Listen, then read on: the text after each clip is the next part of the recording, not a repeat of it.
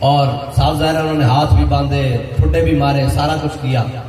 تو خواجہ صاحب نے کہا بھائی اب تم نے ہمارا سامان رسد سارا کچھ لے لیا ہے، جو کچھ پاس تھا زادے راہ وہ بھی لے لیا ہے، تو اب ہمیں یہ بتاؤ کہ تم تو یہ سارے رستوں سے واقف ہو، یہ بتاؤ کہ مدینہ پاک شارٹ کٹ رستہ کون سا جاتا ہے؟ تو بہت لمبا رستہ تھا جو جاتا تھا، لیکن انہوں نے بتایا کہ یہ فلاں پہاڑی ہے، اس سے دائیں مڑ جائیں، آگے چلے جائیں گے تو سامنے پہاڑی اتریں گے، آگے وادی طیبہ شروع ہو جائے گی. تو حضرت خواجہ غلام فرید نے ان کی بات سنی اور جب چل پڑے نا تو ایسے ہی جب دائیں بائیں مڑے تو سامنے گھاٹی اترے تو سامنے مدینہ پاک آ گیا. تو خواجہ غلام فرید نے سارا کچھ وہیں سامان رکھا، سیدھا حضور کی بارگاہ میں پہنچ گیا اور کہا تیرے بدوی مریندے ہیں، لٹیندے ہیں، کٹیندے ہیں. تیرے بدوی مریندے ہیں، لٹیندے ہیں، کٹیندے ہیں، پر جھٹ تیرے کول مدینے پہنچیندے ہیں.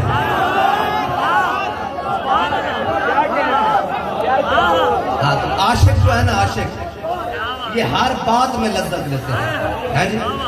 اس کی لذت لینے کا یہ مثال ہے کہ جب امیر المجاہدین کو اتارا گیا نا سیڑھیوں سے تو گھسیٹ کر لے کے جا رہے ہیں تو وہ پریشان آگے پیچھے، جناب بچو ہٹو. تو بابا جی مسکرا رہے ہیں. انہوں نے کہا جناب رضوی صاحب آپ کیوں مسکراتے ہیں؟ فرمایا جنہ واسطے تسی میں گھسیٹ رہے ہو وہ تو تانوں نہیں دیکھ رہا ہے، جنہ مالکا واسطے میں گھسیٹا جا رہا ہوں میں دیکھ رہا ہے. اور عاشق جو ہے نا وہ ہر بات میں لذت لیتے ہیں، لیکن کیسی احتیاط سے لذت ہمارے امام نے لی ہے. جب ہمارے امام پہنچے نا حضور کی جالیوں کے سامنے اور سامنے نظر پڑی جی تو پھر کہنے لگے پیش نظر وہ نو بہار. یہ ہے عاشقوں کی لذت لینے کا مزہ. گل بھی پوری کر دیتی، اپنا اندر بھی کھول دیتا، لیکن گل جائیں بائیں تھڑکن نہیں دیتی. یہ ہے عاشقوں کی مثال. گل بھی پوری کر دیتی، سمجھنے والے سمجھ دین کی کیا، لیکن تھڑکن بھی نہیں دیتا. ہاں جی بھریا اس کا جانیے جس کا توڑ چڑھیا. ہاں جی اعلیٰ حضرت دیکھی کیا اے ہے عاشق لذت لین دیتے. تو پوری گل آئی ہے سامنے کیا پیش نظر وہ نو بہار اور دل ہے سجدے کو بے قرار. اپنی بے قراری دس دیتی بھائی میں کتنے پہنچا کھڑے، بھائی احمد رضا کیڑے مقام سے پہنچا کھڑے. کیا پیش نظر کو نو بہار، سجدے کو دل ہے روکیے، سر کو روکیے، ہاں یہی تو امتحان ہے.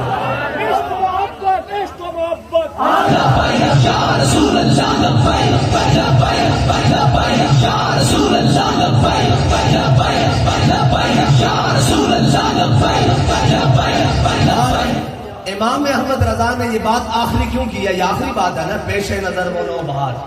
اس کے بعد آگے بچتا ہی کچھ نہیں ہے جی. تو یہ آخری بات کیوں کی ہے؟ یہ آخری بات اس لیے کی ہے کہ میرے آقا مولا صلی اللہ تعالیٰ علیہ وسلم جب غزوہ تبوک میں تشریف لے گئے نا تو حضور جب واپس آئے تو حضور حضرت کعب بن مالک، مرارہ بن ربیہ اور ہلال بن امیہ حضور ان کے ساتھ ناراض ہو گئے کیونکہ یہ حضور کے ساتھ تبوک میں نہیں گئے.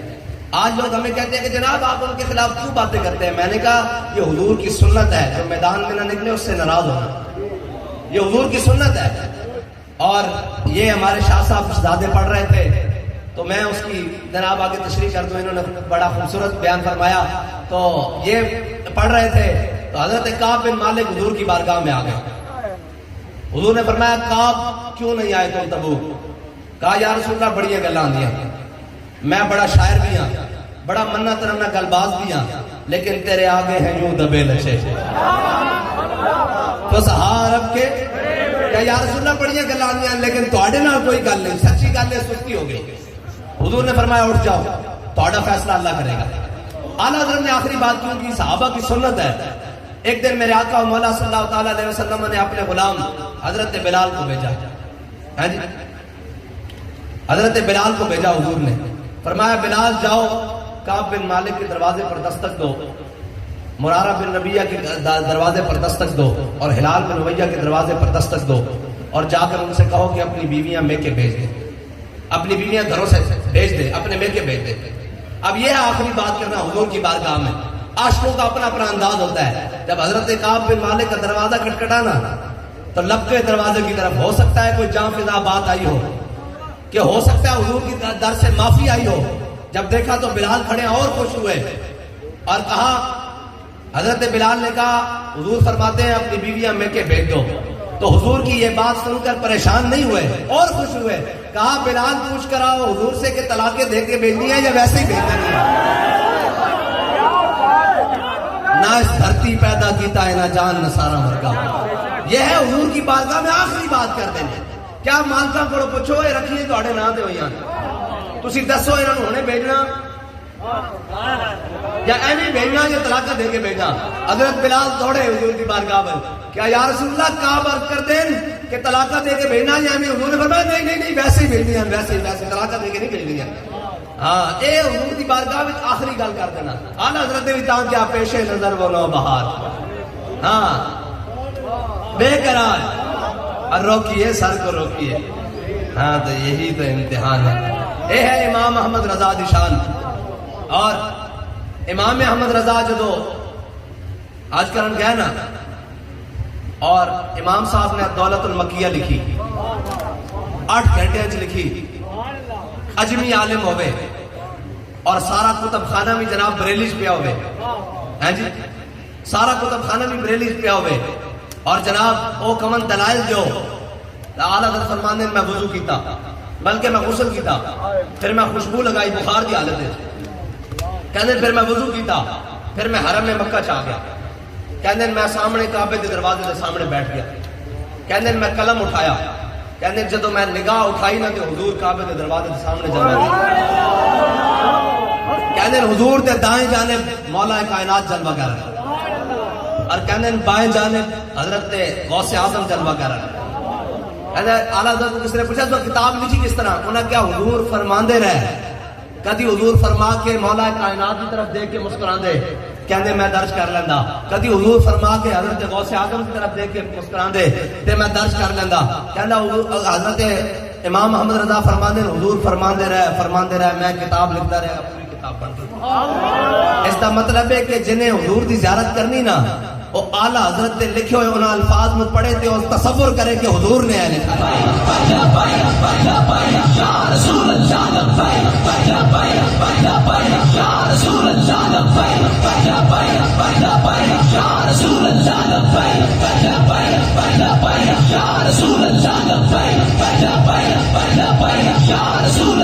کیونکہ اس قلم دے اندر جڑا کرتاس اتریا وہ اعلیٰ حضرت نے اتاریا اور اعلیٰ حضرت کی آنکھ جو دیکھ رہی تو پھر اعلیٰ حضرت دیکھیں کہ اس کو دیکھا یہ موسیٰ سے پوچھے کوئی. بس جس نے دیکھنا وہ دیکھے ان الفاظ ہوتے کہ حضور بیان فرما رہے ہیں اور اعلیٰ حضرت لکھ رہے ہیں.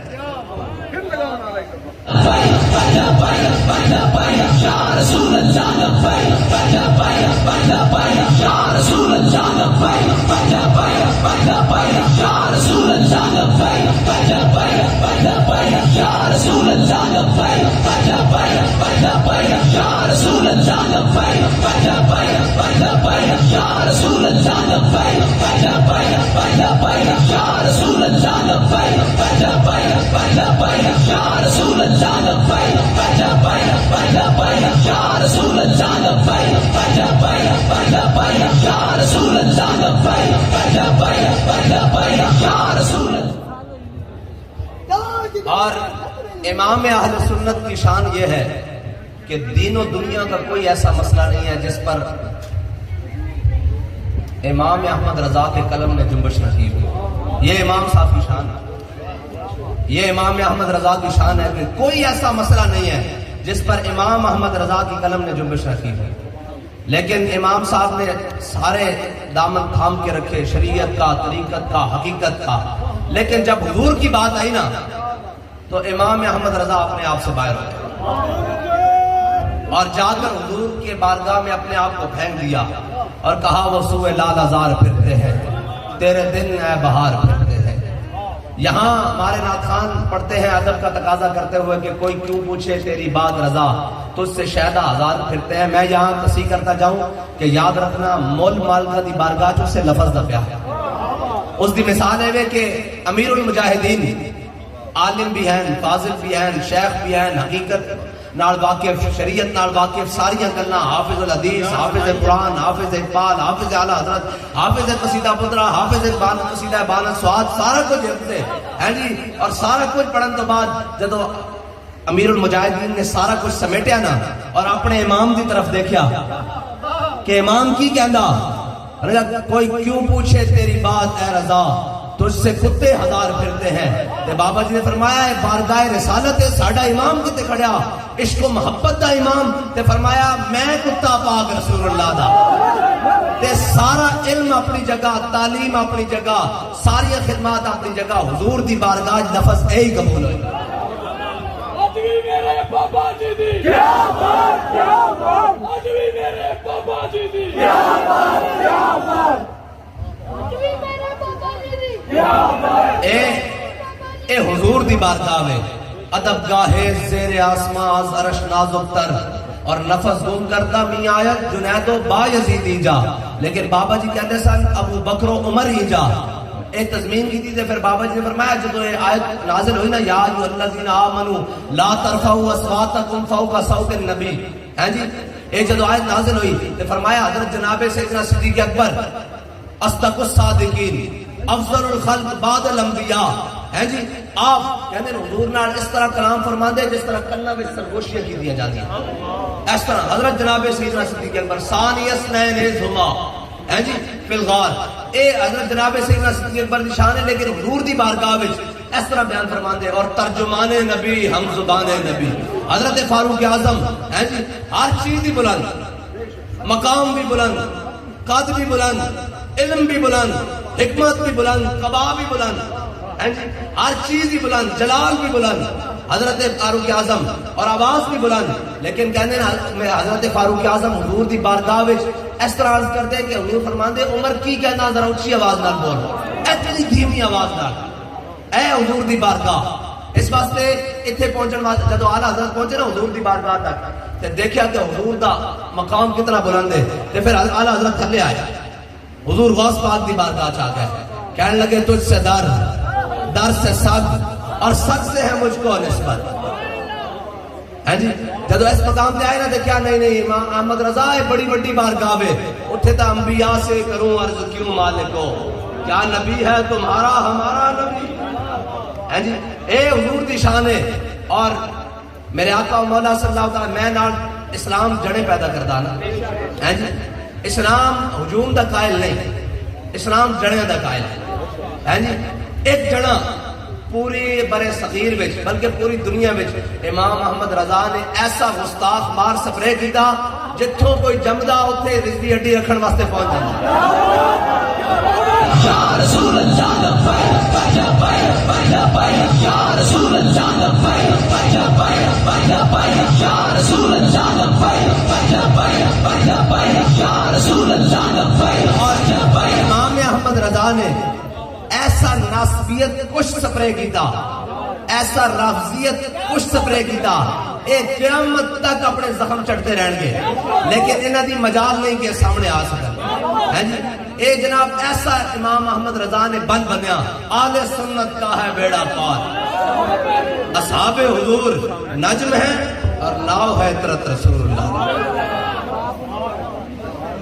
اور فرمایا لحاظ میں عشق رخ شاہ کا داغ لے کے چلے اندھیری رات سنی تھی اور جناب بنے گی محبان چار یار کی قبر جو اپنے سینے میں اس دا مطلب پتہ کیے اے ڈاکٹر بیٹھے ہونے تھے اطباء اور جناب ہے میرے طبیب سجن جناب طبیب السجن حضرت جناب پیر صاحب شاہ صاحب تے اعلیٰ حضرت نے فرمایا جو اپنے سینے میں یہ چار باغ لے کے چلے اے طبیب بھی جان دیں ڈاکٹر بھی جان دیں بھی سینے دے چار وال ہیں تے ایک وال میں ابو بکر دھڑکدا ہوا یہ اعلیٰ حضرت نے فرمایا جو اپنے سینے میں یہ چار باغ لے کے چلے